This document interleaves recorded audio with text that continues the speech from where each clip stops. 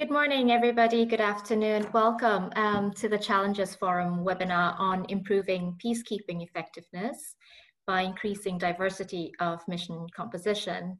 Let me just very quickly introduce Challenges Forum. We are a global partnership of 50 partner organizations in 23 countries, representing major troop, police, and financial contributing countries to peace operations and the permanent 5 members of the UN Security Council. Our partner organizations are multidisciplinary and range from think tanks, practitioners, to policymakers in national ministries and departments. Challenges Forum convenes an impartial and informal space for dialogue to foster a shared understanding, to generate innovative ideas, and to share knowledge and good practices to contribute to more effective peace operations. Our flagship event is the annual forum, where we gather key stakeholders in the peace operations and peace building community. This year's edition will take place virtually from 7th to 11th December. We're immensely pleased to have our partners from the Institute for Security Studies in South Africa, the Ministry for Foreign Affairs of Indonesia, and the Norwegian Institute of International Affairs, NUPI, co-hosting the 2020 Annual Forum on Framing Peace Operations in a Changing Global Landscape. The opening and closing days will feature high-level speakers, including the Undersecretary General Jean-Pierre Lacroix for the Department of Peace Operations. The opening and closing days are open sessions, so we very much hope you'll be able to join us then. Back to the webinar. We're celebrating the United Nations Day, which is tomorrow actually, a little early. One of the UN core values is respecting diversity, and it's certainly one of the strengths of UN peace operations, having colleagues from across the globe working together to implement the mission's mandate and to support the host country and population to transition from conflict to a sustainable peace. At times, however, diversity can present some challenges. So today we're going to discuss in what ways diversity can impact on the mission and how it can enhance its effectiveness, if at all. It is with a huge honor and delight to welcome a very esteemed group of panelists and to have so many of you join us in the conversation today. The panelists actually don't need any introduction, but I'll do so anyways. Starting us off with a presentation of their findings on diversity in mission composition is Dr. Chiara Ruffa.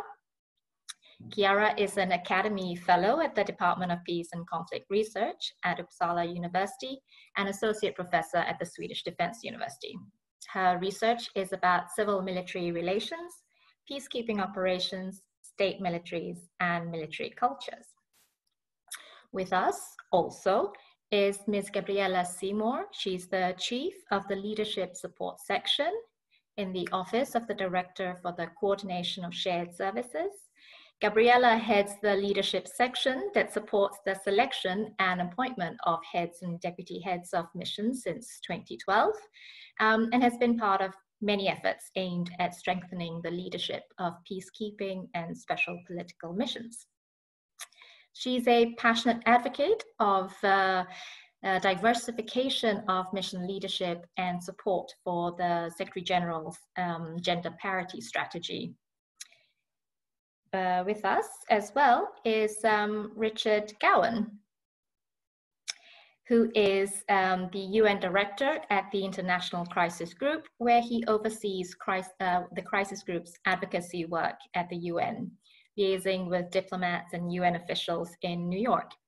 Richard has worked with the European Council on Foreign Relations, the New York University Center on International Cooperation, and has taught at the School of International and Public Affairs at Columbia University and Stanford. Last, but certainly not least, is Lieutenant General Carlos Alberto dos Santos Cruz. General Cruz has been Force Commander of the UN mission in Haiti, MINUSTAH, and the UN mission in the Democratic Republic of Congo, MONUSCO. He has also sat on a number of high-level advisory boards and review panels, including the World Bank's World Development Report in 2011, and most recently led the review on improving safety and security of peacekeeping personnel in UN peace operations. Welcome, panelists.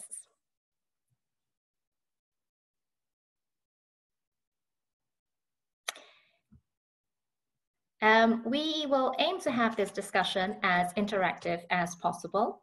So participants can pose questions throughout the session. On the screen in front of you, you can see the Q&A button, and you can type your question in that function. If you would like to come in live, i.e. ask a question in person, or provide or have a comment or respond to the panelists, please click the raise hand button, and we will bring you into the conversation. So without further ado, I give the floor to Chiara. Thank you, Sharon. Good morning, good afternoon, and good evening to each and all of you. And thank you for joining us at this webinar. Thank you so much, first of all, to the Challenges Forum for the opportunity to engage with this very distinguished audience at this event. It is such a great honor to present the core findings of our book to policy audiences and practitioners to discuss together the wider implications of our findings. Next slide, please. So together with my co-authors, Vincenzo Bove and Andrea Ruggeri, we wrote our book, Composing Peace, starting from 3 basic facts, namely 3 things that have happened to UN peacekeeping over the past 30 years, which have led to a dramatic change in its mission composition. Next slide, please. First, there has been an increase in the number of peacekeeping troops deployed. As you can see in this graph, uniform UN peacekeeping personnel increased quite a lot, both in terms of number of peacekeepers deployed, as you can see from the line, but also in terms of number of countries supplying peacekeepers, as you can see from the bins. To illustrate, the United Nations went from deploying 11,000 peacekeepers in 1989 to a little above 90,000 in August 2018, and peaked in 2015 with a little over 100,000 peacekeepers deployed globally. Also, the number of countries providing peacekeepers has increased, spiking from 46 in 1990 to 124 in August 2018. Next slide, please. Not only there has been an increase in the average number of troop contributing countries per mission, but also in their composition. If you compare these 2 graphs, it is apparent that something happened between the one on the left-hand side and the one on the right-hand side. On the left-hand side, we have the top troop contributors in 1990, with Canada, Finland, and Austria as top 3. While on the right-hand side, we have the top troop contributors in 2017, with Ethiopia, Bangladesh, and India and as top contributors. And this also applies to force commanders. Nowadays, we have about force commanders from 50 different nations and special representatives of the Secretary General from 50 different nations as well. Next slide, please. The third fact that we focus on is that there has also been an increase in the average number of troops contributing countries per mission. And this is illustrated by this origins and destination graph that you have in front of you. The average number of countries in a UN African peacekeeping mission went from 9 on average in the mid-1990s to 21 in the mid-2000s. And just to give you another example, as of today, the United Nations mission in Mali deploys 56 troop contributing countries, with countries and troops deployed from countries as diverse as Sweden, the Netherlands, Chad, and Ghana. In sum, in the past 30 years, the United Nations has launched peacekeeping missions that have changed dramatically and have become much more diverse. Which leads us to ask the following research question. Next slide, please. So in the book we ask, does diversity of mission composition matter for peacekeeping effectiveness? Next slide, please. So in the remainder of this presentation, I will answer the question we ask in 5 steps. So next slide, please. So can you go back? So I will first tell you a bit more about what we mean, thank you, what we mean by diversity of mission composition. Then I'll focus on 4 dimensions of mission composition we focus on. Then I'll move on to the methods that we use to answer our research question. And then I'll move on to our findings and wrap up with a summary and a few policy recommendations. Next slide, please. So what do we mean by diversity of mission composition? On the left-hand side of the slide, you can read the things that are extremely important, but that we do not study in this book. On the right-hand side, let me tell you a bit more what it is that we do study. So we study diversity in terms of national origins of 4 components of mission composition. And we understand it as mainly geographic, religious, linguistic, cultural distance, and to a lesser extent as institutional and economic distance. Next slide, please. We focus on 4 dimensions of mission composition that we study. So the first one is field diversity. By this, we really refer to the diversity among the blue helmets deployed. We ask, for instance, where do the blue helmets come from? Does the mission consist of soldiers from 2 countries or from a multitude? As a second focus, we have top leadership diversity. That is the diversity between the positions of force commander and the special representative of the Secretary General. For instance, we ask, is the force commander, say, from Sweden and the special representative of the Secretary General from India? And what does it mean for mission outcomes and for operational performances? As a third dimension of mission composition, we focus on vertical leadership distance. That is the diversity between force commanders and the peacekeepers. For instance, we ask, does the force commander led by blue helmets of her or his own nationality, or blue helmets from culturally, economically, and linguistically distant countries, does that matter for operational outcomes? And our fourth and last dimension of mission composition focuses on horizontal. So that is the diversity between blue helmets and the local population. And in this respect, we focus on, for instance, whether the peacekeepers and the local population speak the same language or whether they are culturally similar. Next slide, please.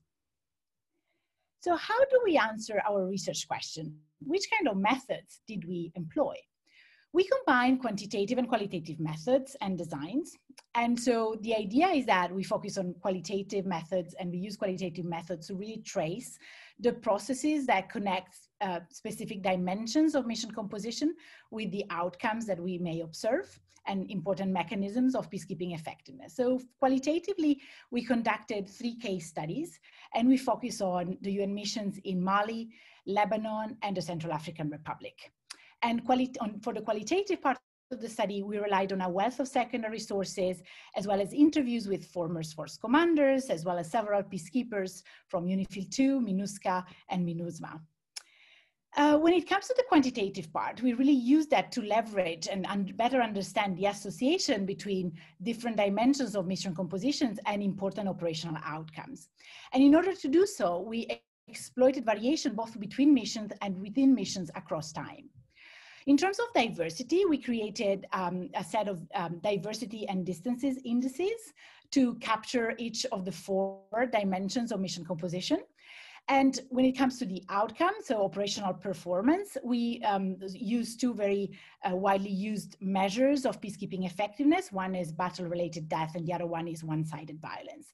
And these 2 measures really allows us to capture both what's going on in terms of conflict dynamics and in terms of violence, but also when it comes to civilian protection. Next slide, please. So what did we find? Here is what we found. Next slide, please.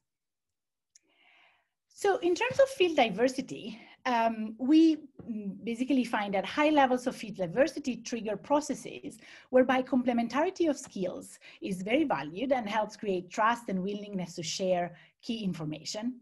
We also find that high levels of field diversity help signal the UN commitment to solve the conflict, thereby it seems to also have a deterrent effect. I would also like to point out, however, that qualitative evidence also suggests that high levels of field diversity may trigger coordination problems and misunderstanding, as well as create separate clubs, particularly between Western peacekeepers and non-Western peacekeepers. But overall, at an aggregate level, we find that field diversity is associated with higher peacekeeping effectiveness. Next slide, please. When it comes to the second dimension of mission composition that we focus on, which is the diversity between the position of the force commander and the special representative of the Secretary General, we find that high levels of top leadership diversity help signal commitment and has an indirect deterrent effect. We also find that this high level, when high levels of diversity are there, those may come with a set of complementary skill, which also has an important indirect effect on enhancing information sharing. However, high levels of top leadership diversity may have negative effects, which are, however, not only related to geographic or linguistic diversity, but also to civil-military divides, perhaps, or different career trajectory and experiences. Overall, also in this case, we find that top leadership diversity is associated with higher levels of peacekeeping diversity effectiveness. And so it has a positive effect on mission outcomes. Next slide, please. When it comes to the third dimension of mission composition we focus on, we find that high levels of vertical leadership distance may help display UN commitment, the UN commitment to solve the conflict and protect civilians. But we also find that it may create coordination problems which may hamper mandate implementation. Overall, when it comes to this specific dimension, we find that high levels of vertical leadership distance matters mostly for protecting civilians, whereas it doesn't seem to be relevant for resolving the conflict between belligerents. The protection of civilians is facilitated when a higher percentage of soldiers come from the force commander's own country, whereas a higher weighted linguistic distance between a force commander and blue helmets might hamper civilian protection. And this was very well reflected in an interview we conducted with a former UNIFIL force commander that emphasized at the same time the importance of having, as for a Western force commander, to have contributors from a wealth of non-Western countries, but also sometimes the difficulty of working with it. Next slide, please. Our fourth and last dimension of mission composition focuses on horizontal distance. We find that high levels of horizontal distance may help display impartiality and commitment from the whole United Nations, thereby enhancing trust and information gathering. But at the same time, we also find that high levels of horizontal distance may also imply the lack of shared norms, practices, cultural understanding, and language, which may undermine trust and information gathering. Overall, when it comes to this specific dimension of mission composition, we find that higher geographic and cultural distances is associated with higher levels of violence against civilians and higher battle-related deaths. Also, we find that whereas institutional economic differences have the opposite effect, we find those effects as being less robust. Next slide, please. So, as you may expect, there is not really a simple story that relates diversity of mission composition to outcomes. Next slide, please. So we find that diversity of UN mission composition matters. The core finding of our book is really that it is an asset and not necessarily a limitation. And when it is an asset, diversity signals the commitment of the United Nations to solve a particular conflict and or exercise, civilian protection. But it also allows for a complementarity of skills that are very much needed in UN peacekeeping missions. When it's not an asset and when it actually, there are coordination problems that may hamper peacekeeping effectiveness, diversity should be managed. And let me tell you a bit more how we are thinking about that. Next slide, please. So we think that at the mission level, and to some extent also at the UN headquarters level, we should better exploit the positive effects of diversity. For instance, the powerful effect that signaling seems to have, the importance of complementarity of skills. So one way of doing it, for instance, could be to create high levels of field diversity in each area of responsibility, with company or perhaps even platoon-sized units from different countries working together. As a second recommendation, we recommend to try as much as possible to reduce the negative effects of diversity. And for instance, one way would be via enhancing within mission learning. Next slide, please. On the troop contributing country side, we also would recommend, our book suggests that we should try and work harder to make military organization better able to work in multinational contexts, even though in many cases militaries are already used to it, and to be, to make military organizations more keen to acknowledge the positive effects of diversity and more keen to learn from others. As a second recommendation, we think that this should be also done by including multinational coordination more explicitly and systematically in training templates. And as a third and last policy recommendations, we also advocate for a shift in mindset whereby peacekeepers see diversity as beneficial. So overall, we find that diversity seems to have also positive effects on peacekeeping effectiveness and operational outcomes. And but it's not a simple story. There are some certain conditions in which a lot of diversity may indeed hinder coordination. But overall, we see a lot of potential for diversity and even more diversity of mission composition. It really seems that a lot of diversity signals the UN commitment to solve a certain conflict, for instance, and protect civilians. And so we are very much looking forward to a discussion about that. Next slide, please.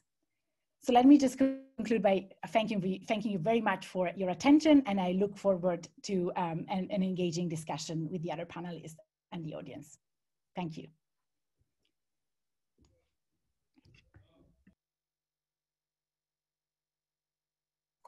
Thank you very much for starting us off, Chiara, and for that really excellent presentation of your findings. I see that you have, you and your co-authors have worked on sort of the 4 dimensions of diversity. I thought we could start the conversation really on that top level diversity, that diversity within the mission leadership. And here I'd really be interested in Gabriella's views on this. So it seems that greater diversity lends to higher external legitimacy and a correlation to more operational effectiveness, but it may also lead to diminished trust and lack of coordination.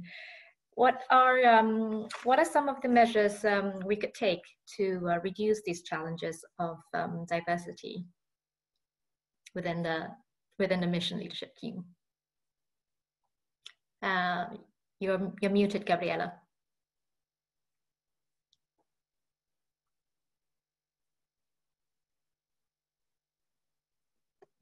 Okay, I think you can hear me now. Good morning, good afternoon, good evening. I'm in New York, so it's very nice early morning for me. Thank you very much to the Challenges Forum and also to the authors of the book for some very interesting food for thought and findings on diversity. As defined by the authors, I understand that they're using, or they're really honing in on specific aspects in terms of geography, language, and religion. I want to introduce the work that I do within the departments, which perhaps uses a slightly broader lens when we come to diversity. The leadership support section supports the identification and selection of heads and deputy heads of mission. Those are civilian heads and deputy heads of mission across 13 peace operations and 15 special political missions. As you all know, we are actually experiencing a decrease in the number of peacekeeping operations. For us, diversity lends itself to a broader definition, although the hypothesis may be similar. Diversity in terms of gender and geographic composition of mission leadership, and a mix of external and internal leaders, i.e. from ministers to diplomats to UN political affairs officers to UN resident coordinators.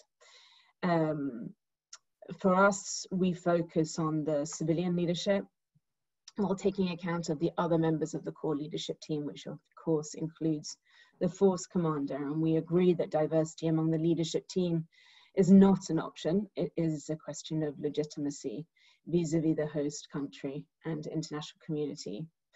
When we support the Undersecretary Generals of Peacekeeping and Political Affairs, we systematically take into account these elements, from background, skills, competencies, and leadership style and personality, to the current composition of the leadership team, gender, nationality of the candidates. TCC and PCC contributing countries are also duly considered. Diversity in terms of gender. Significant progress has been made since 2017 in closing the gender gap at the senior mission leadership level in both special political missions and peacekeeping operations. As of October 2020, women represent 45% of heads and deputy heads of mission. This is the highest percentage ever achieved and sets us on track to achieve our annual target of 46% this year, and perhaps parity by next year. When I give this statistic, it's an encouraging statistic. Giving us statistics at the Challenges Forum, we know that among our uniformed heads of mission, we haven't fared as well, and we have one or two uniformed deputy force commanders, and one force commander, I think, in Cyprus, but who is a woman. But other than that, we do not have gender diversity among the military. In terms of, sorry, go ahead. No, go ahead. Ask the question. No problem. Yeah, so just speaking on the gender aspect, and even though it's not one of the aspects of diversity covered, we do have a question from Kaiko Paz, Anna Talamoni, asking if women force commanders affect positively the mission.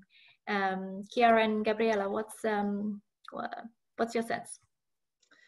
Well, I haven't done empirical research on that, so I can only tell you, you know, what my opinion is and what I understand to be true. I think there was a very effective relationship and coordination between originally Kristin Lund in Cyprus as force commander, with the SRSG Karen Langren. I think they worked, in fact, in that case, it was in that case, again, I would actually make it boil down a little bit to personality, which allowed for, and a respect for each other's mandates and portfolios, and their ability to communicate with one another. And I think that the leadership style of Kristin Lund was perhaps, I don't want to say different than all force commanders, because I think all force commanders have their own style. But I think she was known to be a very good force commander who worked very collaboratively across the mission and with the local population, and encouraged that sort of outreach to the local population in the way she led the peacekeeping troops on the ground. Good. That's yeah. There is one positive example from that. Chiara, did you want to come in? Yeah, absolutely. So I think that Gabriela just pointed at you know, how, you know, at a very important dimension. And just to note on this, in our data set, we only have one female force commander. So, you know, definitely it's always you know, a relief to find out that academics actually have the same sort of results as practitioners and policymakers. So we absolutely acknowledge that gender diversity is an exceptionally important dimension into this, and it becomes particularly important when we look at top mission leadership. So perhaps surprisingly, I would say the scholarly literature on gender diversity in peacekeeping has made huge advances, and they've really looked into the role of female peacekeepers at the tactical and operational level. But we don't yet have much systematic data on the role of female leaders at the top level of UN peacekeeping missions. So that's definitely something that we all need to look more into. And another note on this, I think it's really important also to think that diversity has really multiple dimensions, right? And we only focus on 4 of those. And it would be very interesting to perhaps think more about how we can learn from our findings about gender diversity, because after all, both kinds of diversity are really embedded in, in deeper power structures, and also partly intertwined, perhaps the patriarchy on one side and the post-colonial order in the other.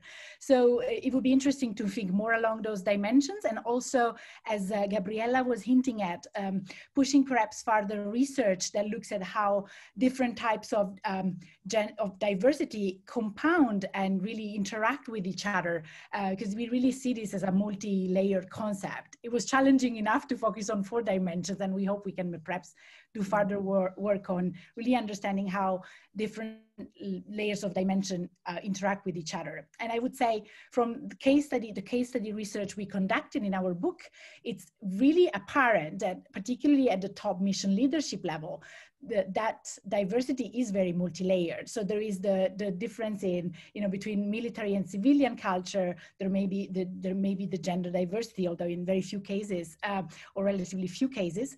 And then there is the issue that we study about linguistic, geographic, and religious diversity.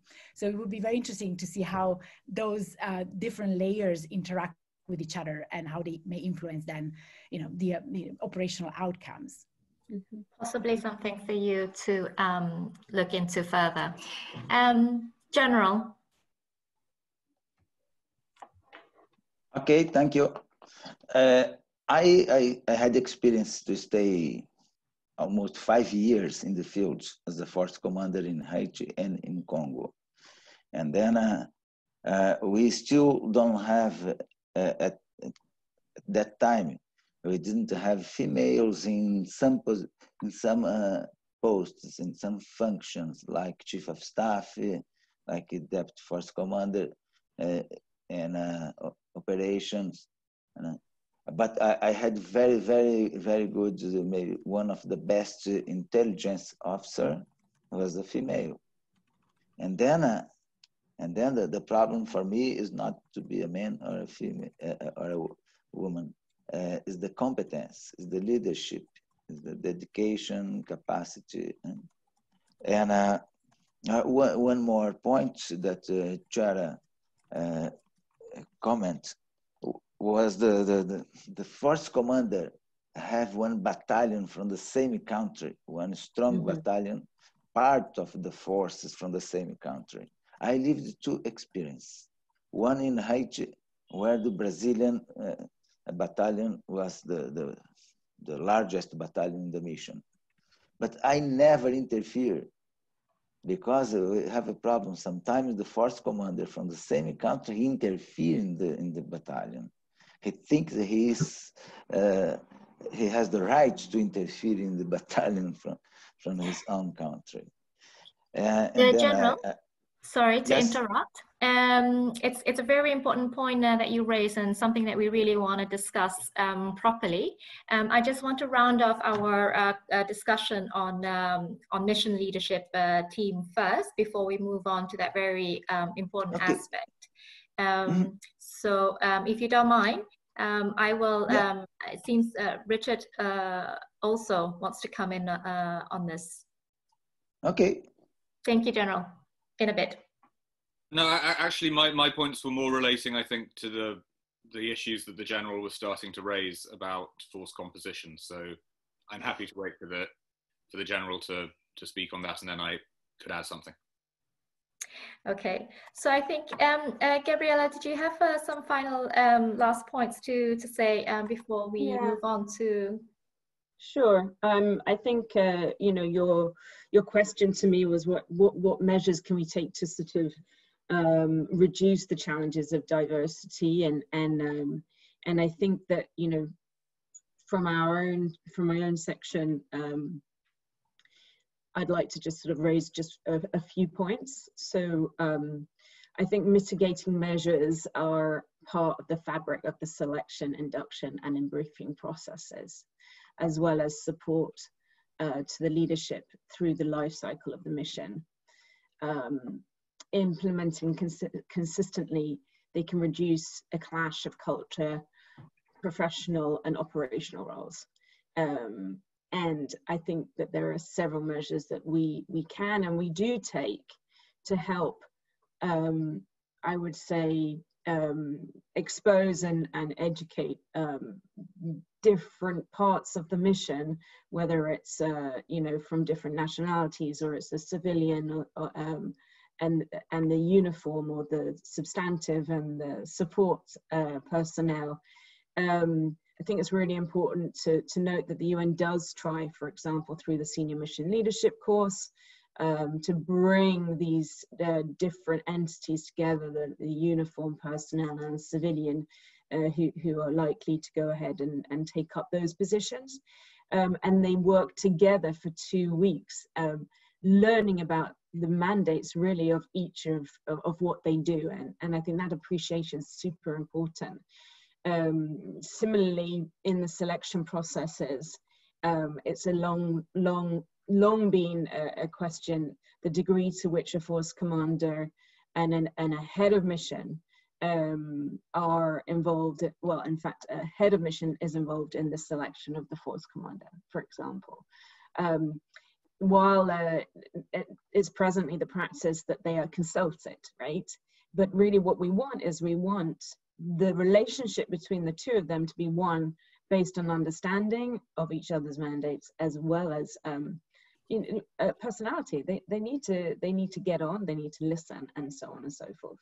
So you know, every part of the selection process, including induction and debriefing, is aimed at familiarizing not only the individual with their own portfolio, but with what to expect on the ground. And just one final point, because I could go on, but I won't, knowing how short a time we have. But we have something, for example, called the Leadership Partnering Initiative, which we have rolled out not only to heads and deputy heads of mission, but also to heads of mission who are also force commanders.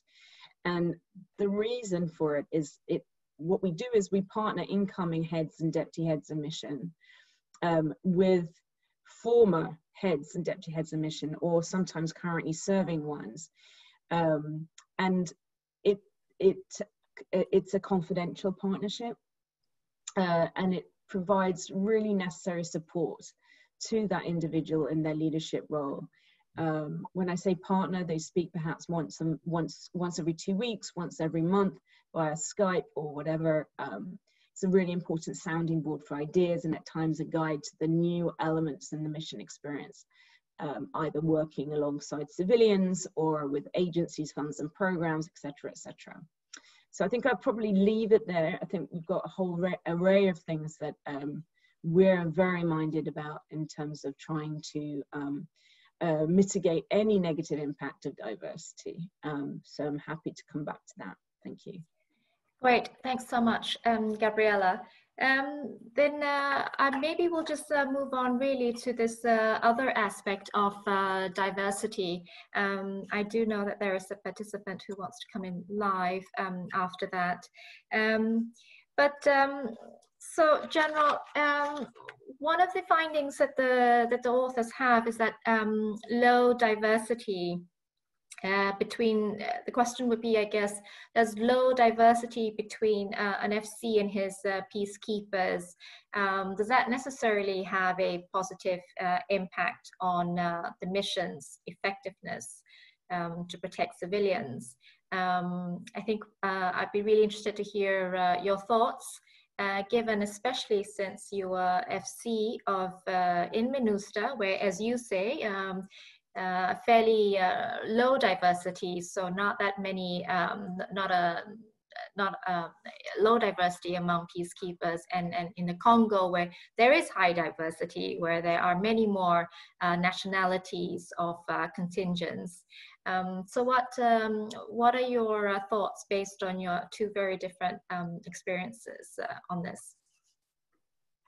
Okay, in Haiti, in MINUSTAH, you had one very Latin America profile, many countries from Latin America, but we had Jordan and Nepal, Sri Lanka, but the 7, 8 countries from South America and Central America, and then a very, very Latino profile. And then, and Brazil with the Brazilian battalion, the largest battalion, and I'm a Brazilian, but I never interfered.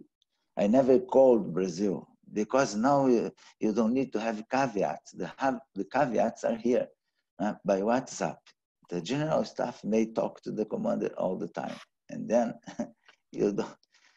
But I fortunately, here in Brazil, we don't have this system to interfere. And then the Brazil never interfered in my job there, and I never interfered in the Brazilian battalion. And it was very, very, very easy to work with the mission. In Congo, we didn't have Brazilians, and I worked very well with the Africans. You have one situation. Leadership in United Nations is completely different from the leadership in your army, in your country. In your country, you give orders, and all the chain of command will follow the orders. All the people with the same motivation, with the same formation, doctrine. In the United Nations, no. And then I remember one practical example. My operation officer, excellent, one of the best from Canada. And then he was a NATO officer. He used to work inside the NATO system. And then he used to send all the orders to the troops. And I used to say, okay, now we get the helicopter and we go there. Because in the United Nations, you need to go together. It's completely different in your country, that you give orders and people will accomplish the tasks. In the United Nations, you give the orders and you go together in the front line. It's the only way, because you have so many different cultures that you need to go together. If they see you together, they go with you. Lead example and civilians is the same. Civilians is the same. If you go together with the civilians, if you go together with the people from OCHA, from UNDP, they start to have a different behavior with you. And then it's in United Nations, it's fundamental example. You need to participate all the time with civilian and military. I have many, many, many examples on that. Okay, that's my experience. Okay, thank you very much, General. We certainly look forward to more of those very interesting examples from your experience. Richard, please do come in, and you've been observing peacekeeping and political missions for a long time. You've commented on the politics of peacekeeping. Look forward to your thoughts. Thanks, Sharon, and it's a pleasure to be here. Especially, I think I remember discussing Chiara's work on UNIFIL, I think with you 10 years ago. So I feel young again, returning to these topics. I had 3 questions really, based on your presentation and how it relates to my more amateurish grasp of the issue. The first is, when you were looking at diversity, did you also look at diversity of capabilities? Because I think certainly one concern that has been raised, especially in Mali, is that some of the African units in Mali are very poorly equipped, but are still put in operationally dangerous situations. By contrast, some units are very, but they have expectations, especially around medical services and evacuation, that limits their ability to take risk. And I think for Gabriella's colleagues in the UN Secretariat, this issue around medical services and different expectations of medical services in missions is turning into a big issue. So I just wondered if you'd looked at that capability issue. Secondly, to what extent did you look at what units really do stuff? Because it's an open secret that in most peacekeeping operations, usually only a part of the mission really takes on the most significant operational tasks. And so in the Central African Republic, you have Rwanda and I think a couple of other force contributors who are basically sent to do firefighting when there's a major upsurge of violence. Quite frankly, a lot of other units in the mission are pretty passive. And that's something which I've heard from the mission leadership. So I wondered how you how you think that sort of dynamic, that differentiation between active units and passive units feeds into the diversity question. And then the last question I had is really political, and it relates to Africa, which is one of the big trends we've seen in the period that you've described is the very significant growth of Africa as a contributor of troops to UN missions. Today, about 50% of all UN peacekeepers, certainly on the continent, come from Africa itself. And that, I think, sends itself a political message about positively African countries contributing to regional security in addition to the work of the AU. But it has also raised some questions about who really has ownership over these operations and tensions between the Security Council and African nations over the ownership issue. So I just wondered if you had more political thoughts on how that will develop, assuming that the current trend of the majority of UN peacekeeping being in Africa continues.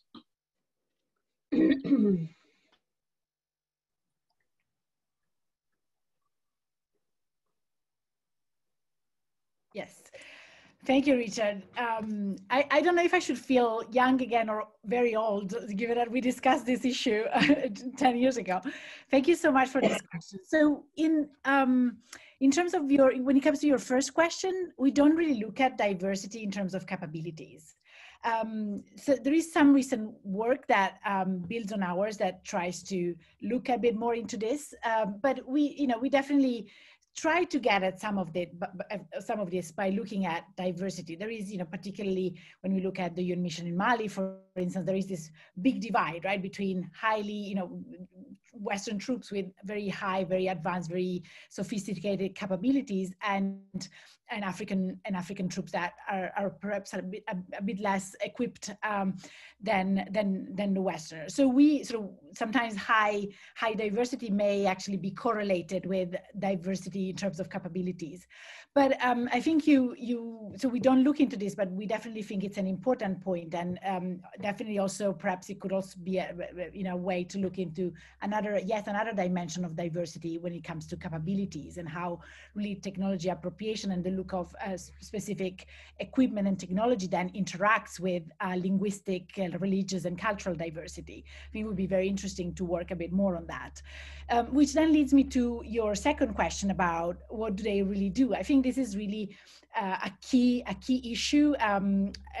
Academic research has been a bit divided when it comes to this. So, ours is one of the few really studies that try to combine quantitative and qualitative insights on these issues. And we decided to do that partly also because we wanted to get closer to what peacekeepers actually do on the ground at the tactical level. How do they implement their mandates, and how does diversity play into this? So I think you're absolutely right about that. And there is also, yet again, a very important divide between more passive, perhaps contingents that display very high force protection measures that are stuck in the base and are extremely conservative when it comes to just going out and do patrolling, as opposed to much more active ones. And the interesting and perhaps a bit counterintuitive element here is that from field work and qualitative work, we know that oftentimes those peacekeeping troops that are the most active are actually those that display lower capabilities,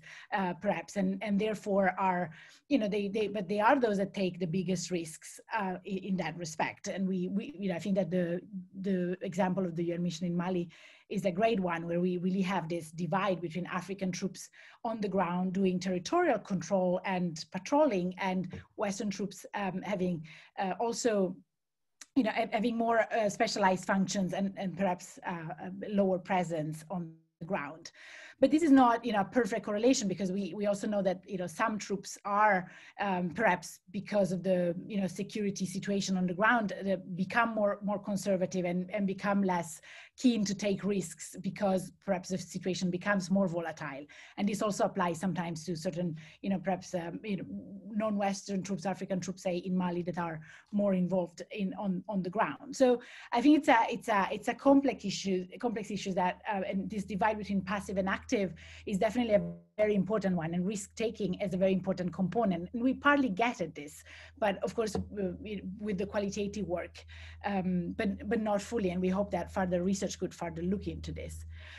When it comes to the third question you had, I think definitely there is, I think the growth of and the development and the increasing presence of African peacekeepers also in African missions, but not only, suggests that, I think that points at you know, a couple of elements that are that we find in our book. The first one is, I guess, the importance of signaling the commitment of the United Nations, but at the same time have you know, a set of countries that really understand the cultural context in which they are deployed. So it's a fourth and final dimension that we look into. So even though we actually find that low diversity, so say African peacekeepers in the African peacekeeping missions may not always be, may be perceived as partial, there is also something to be said about the positive effects of this. So and I think that we have a little bit of a divided and a mixed result when it comes to that. So definitely we find certain good effects, but also certain negative consequences. In terms of where this is going, it's very hard to say, but I think that definitely the sort of exploiting more this, you know, the cultural awareness and understanding of many African peacekeeping troops, including in African missions, is a very precious resource that needs to be exploited more. So just a quick maybe add on to that, Chiara, is this question from Ron Brunstein.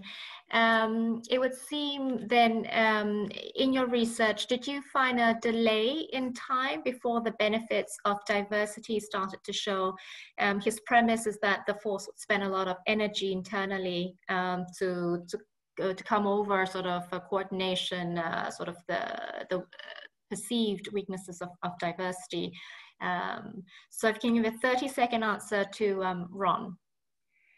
Thank you, Ron. This is a great question. We definitely find that that there is a learning effect. So when the mission has just started, then it takes a lot longer for the different peacekeeping troops to learn from each other. But that there is really something that happens after, you know, several months that and years, I would say, that the mission has been on the ground and a certain national contingent has been there. That and there is a better understanding of each other. That's actually an effect that we find that is extremely strong also, and it applies also to, for instance, top leadership diversity, where people have really learned to work with each other very much. But it definitely applies also at the blue helmet, at the tactical level among blue helmets. The learning of learning how to work with diversity is key here, and we find very strong support for that. Okay, great.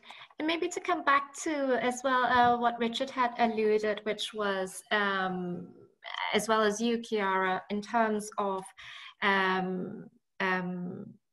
we're increasingly seeing obviously more African peacekeepers in many of our missions. And your findings also indicate that the closer that peacekeepers, where there's less diversity maybe, or the closer sort of religiously and culturally between the peacekeepers and local population, leads to better interaction, but can engender trust, but may be perceived to be partial. And you know, sort of one of the unspoken principles, I suppose, of UN peacekeeping was having impartial and neutral sort of peacekeepers from far-flung countries participating in the missions. I'd like to maybe get Richard to come in on this first, on your sense of how do we leverage this tension or trade-off? How do we manage this trade-off between what is seen to be cultivating good relations, which is what we endeavor to in a mission between host communities and the peacekeepers, but at the same time can be seen to be partial in the long term? That's a very good question, and I think it relates to some interesting work that Paul Williams has also done on the growing tendency for peacekeepers to come from neighboring countries to the host state.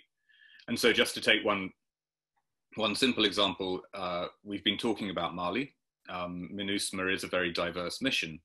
And yet remarkably, if you look at the MINUSMA deployment map, the bases closest to Niger are entirely staffed by Nigerian troops. And so clearly Niger has a national interest in controlling its border, in addition to its broader interest in peacekeeping in Mali. And you sort of wonder how those two things play together. So again, this sort of complicates the overall picture of diversity. I mean, what I would also say, though, is a very positive story from Mali is that when the Europeans arrived, the Nordics, for example, they did take a very patronizing approach, I think, sometimes to their African counterparts. But through the course of their deployments, they came to respect their African counterparts precisely because they had better cultural and religious understanding of the situation in front of them. And so while NATO-type countries were following a NATO-type intelligence scheme, from which they sometimes excluded their African counterparts, they realized that actually the Africans were getting better intelligence because of their own sort of understanding of the situation. I mean, I think this leads to the sort of, I think for me, the strongest policy takeaway from Chiara's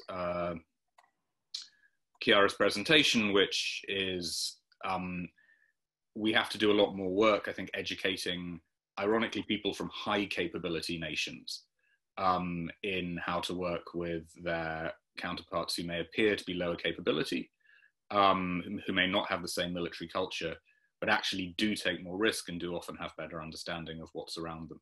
And I think that's something which the Challenges Forum could definitely take forward, although exactly how you package that is quite a sensitive branding exercise. Thanks. So I see that Paul Williams is actually online, and I wondered if, Paul, you might want to come in. If you do, you can raise your hand and we'll unmute you.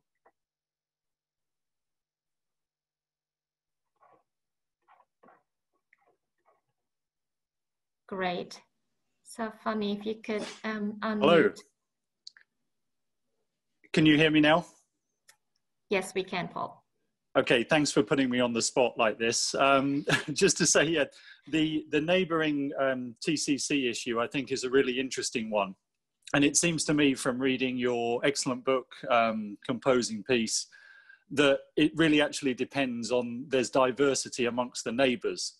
And what I drew from your book was basically that cultural affinity and linguistic affinity from neighbouring contributing countries is actually a positive in that it can help reduce civilian victimization.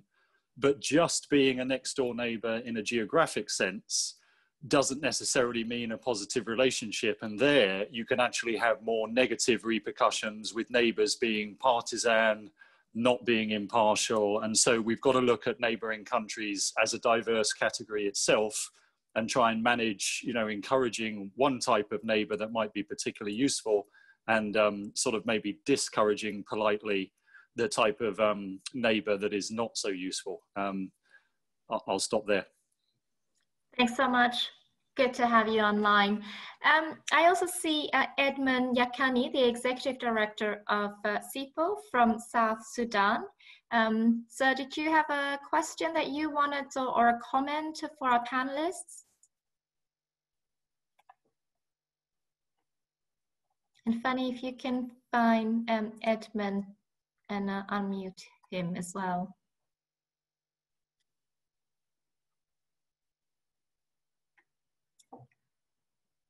Maybe. Hi, are you hearing me? Yes. Yeah, thank you. My name is Edmund Yakani from South Sudan as a civil society activist, and I take interest in this peacekeeping mission because as a beneficiary of peacekeeping mission, my question is mainly on how do we get other voices into this agenda? For example, like how do we build access with civil society, with community structures to make sure that we have a bit broader thinking around peacekeeping, because I'm interested in peacekeeping linking to citizens, and citizens, you can define them as civil society or religious group or women group or youth group. I'm just trying to think about that. If anyone can give us a bit of a thought around that. Thank you very much. Okay, who wants to respond? Chiara, maybe. Sure, thank you, Yakani, and thank you, Paul, for making that point clearer. I think that Yakani, to your point, our book really suggests that we need to think about the peacekeeping mission as a very complex endeavor, right? And we look at 4 specific dimensions of it. And one of the reasons why we do that is precisely that because we want to better understand how peacekeepers interact with local civilian society and the belligerents, perhaps to some extent, to then produce and do things that then contribute to the implementation of the mandate. So one sort of, I would say that the research agenda that we try to push forward is really to understand peacekeeping mission as made up of these different components, and rather than thinking that simply the presence of a peacekeeping mission matters, to really go into understanding how does the presence really affect, for instance, the perception that the locals have of the peacekeepers themselves, and how does that affect perhaps the willingness that they have to trust the mission? How do they understand, for instance, how committed the UN peacekeeping mission is to solve the conflict? And that's where diversity comes into play, because we find in all our case studies, but as well as in the quantitative part of the book, we find that the signaling effect is actually quite important, and it really helps to understand, to ground the mission in the context in which it is embedded in.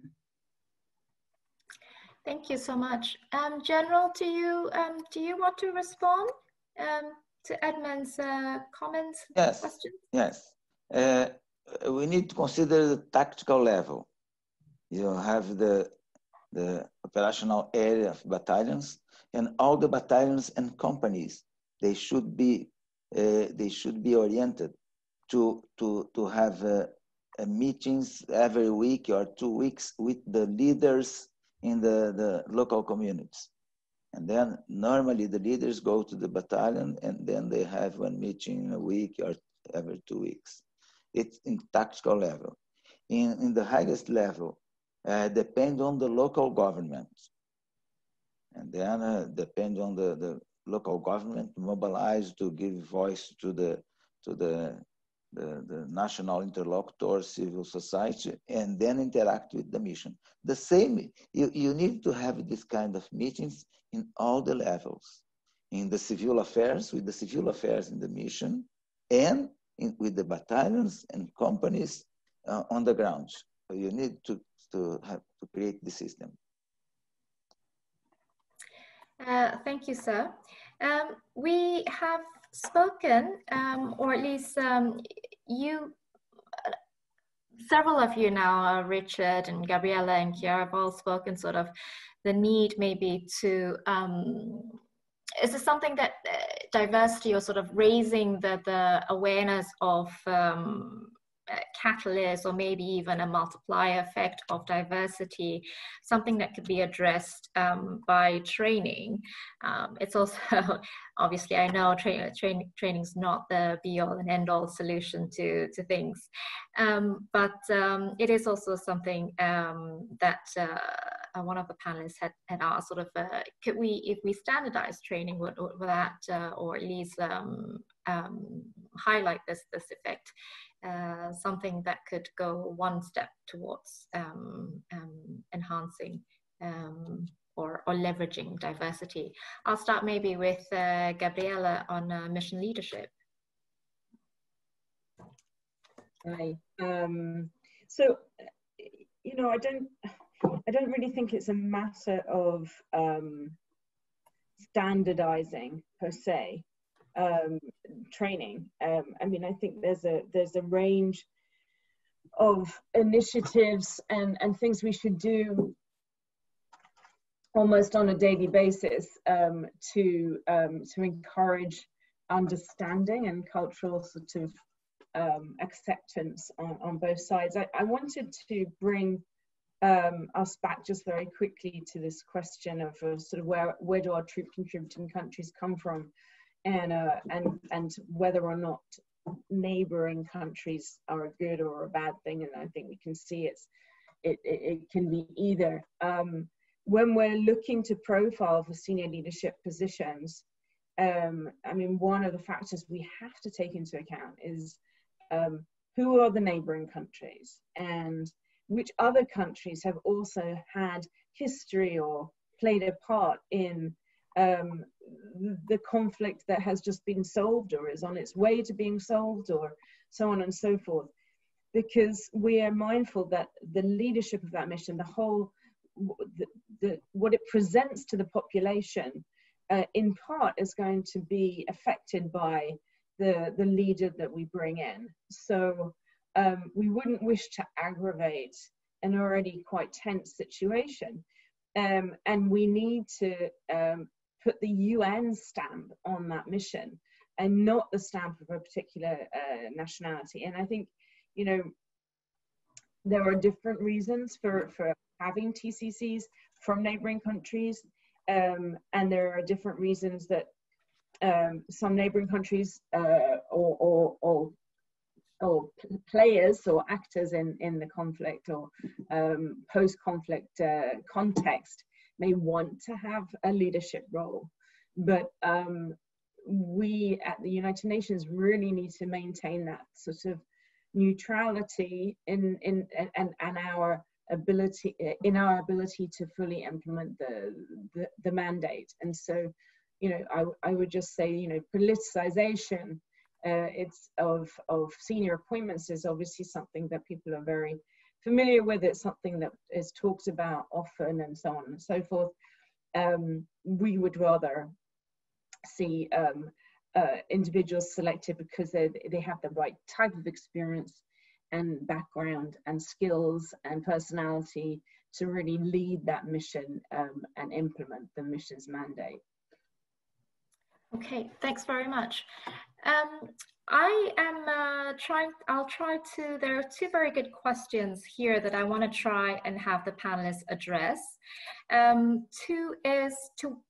first is, to what extent is diversity in force generation in relation to specific mission mandate effect in mission planning? And that comes from Veronica Nzioki.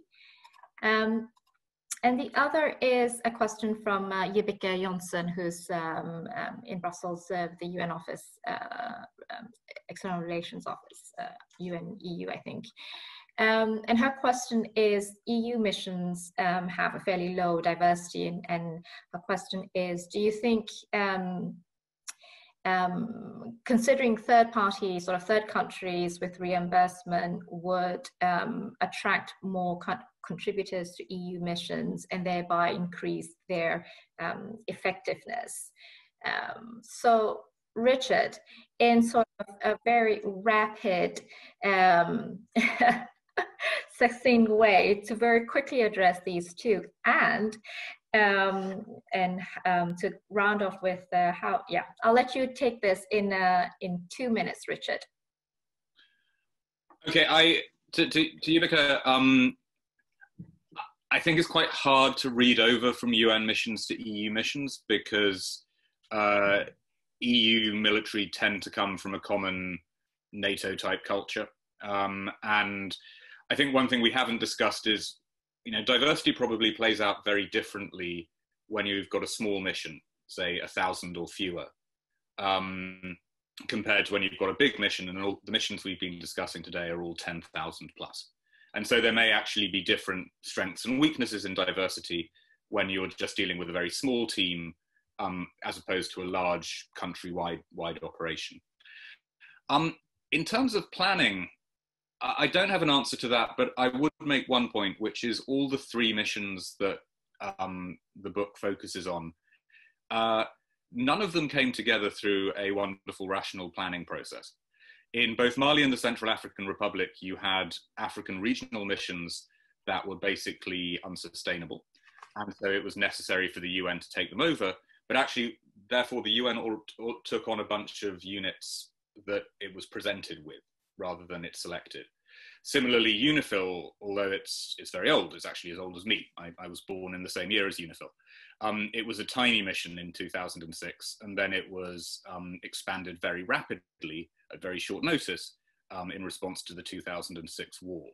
So I have to say, in all 3 cases, the profile of contingents you have is actually slightly randomized. It's a result of a political contingent circumstance, not of a planning process.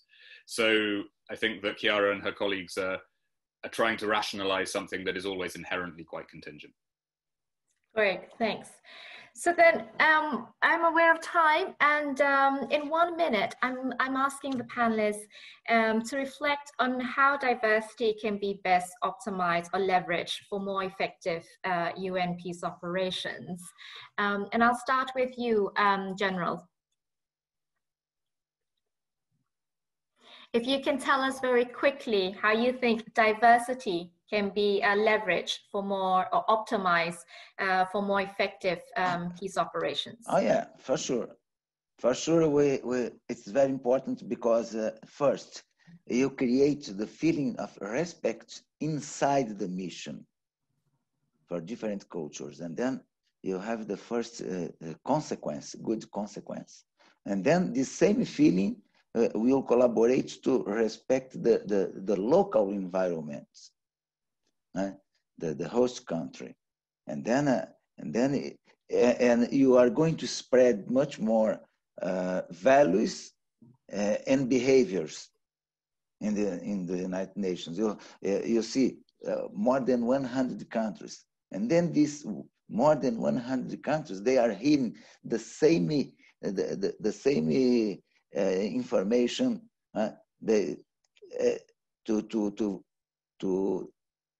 To learn the same values, the same behaviors of respect, of human rights, of integration, mainly integration. You have a very serious problem of integration. And then when you have this diversity, you have much more condition to integrate. And then you have very good consequences inside the mission, the United Nations, and then you expand to the you see the troops from Sweden, even from Sweden in Mali, for instance, in Timbuktu. The neighbor was from Burkina Faso. And then you have 2 different countries in 2 levels of development. And they learn to respect each other, to collaborate with each other. Sometimes you see that the one with the low level of technology, they have much to teach for you. And then it's very interesting and very important to have this interaction. Thanks so much. Gabriella, 30 seconds. Yeah, okay, so just looking at the civilian side again, I would just emphasize the need for us to continue to diversify on the backgrounds, nationalities, gender, and so on of mission leaders. To conduct the sort of outreach campaigns that we have been like the global call, that go beyond appeals to member states and have seen the appointment of more women and more diverse professionals to these positions. And then I think, you know, we need more than just pre-deployment training. I think annual seminars that bring force commanders, different parts of the UN mission together are important, but I think a lot of work can be done in situ. And I think, you know, regular meetings, I think, like General Cruz referred to, tabletop exercises, which brings the civilian side and the military side together. These are all things that can help a mission work better together in decision making. Great, thanks. Richard. Very practically, I think that the Challenges Forum should design a course which could be taught at institutions like the NATO College in Rome, which would involve 2 or 3 officers with peacekeeping experience from non-Western nations, perhaps General Cruz himself, to come and tell NATO officers how they work in the field, and flip on its head our assumption that Western officers can teach non-Western soldiers everything, because actually that should be reversed. Thanks very much. No, I hear you. It's a very important point to understand the ways, if you're employing in that organization, to understand the ways of how that organization works. Chiara, I know we are a minute over, but Chiara, you have 1 minute to say how you think it can be leveraged for more effective peace operations. Yeah, I think that building on what you know, many of the things that were said today, I think we really need to work perhaps harder to take our understanding of diversity to the next level. So our book suggests that diversity in terms of geographical origins often is a powerful tool to signal the commitment of the whole United Nations to protect civilians and contribute to the reduction of violence. So it is also a powerful tool to gather information and enhance performance. So flipping some of the assumptions around would be very helpful. And I think it means at least 3 things. So the first one, we should disseminate more knowledge about the positive effects of diversity, both at the UN headquarters level and within national mission, you know, along the lines of what General Cruz was telling us about. Really, there are many examples that really points to diversity being very positive.